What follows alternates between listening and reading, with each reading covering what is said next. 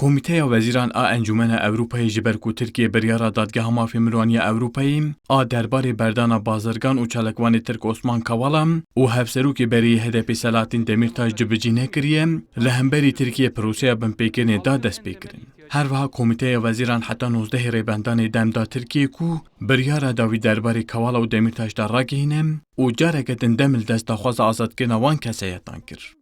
Pisporên Tirkiye ku rewşê dişopînên amaje pê dikin ku li pêşiya Tirkiye proseyeke krîtîk heye û Tirkiye ji hemberî fişarên Ewropayê mijara penaberan dê wek kartekê bekarbîne.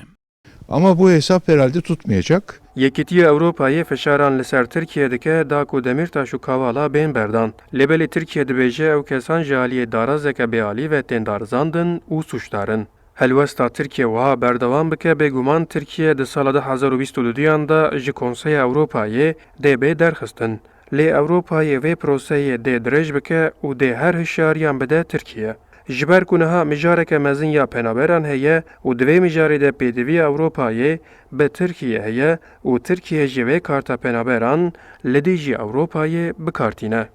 Parêzerên ku li Ewropayê doza Demirtaş û Kavala dişopînên ji amaje pê dikin ku cibicînekirina biryara Konseya Ewropayê dê berdêlên giran bo Tirkiye bîne. Heta proseya endamtiya Yekîtiya Ewropayê jî dê de avê da biçe. Tabii bu Kavala ve Demirtaş örneğinde Heta niha tuwalat ji Konseya Ewropayê nehatine derxistin. Lêger Tirkiye tevî ku rêkeftina mafê mirovaniya Ewropayê îmze kiribe û biryara Konseya Ewropayê cîbicî neke, bêguman dê ji vê rêxistinê bê derxistin. Ne tenê ev, bi sadan proje, bername û rêkeftinên aboriyên Tirkiye bi Konseyê re hene.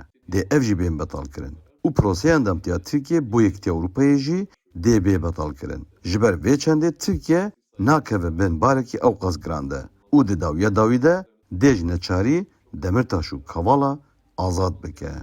Hevserokê berî HDP Selahattin Demirtaş ev 5 salin, karsaz û parêzvanê mafê Mirovan Osman Kavala jî ev 4 salin di girtîgehê dane.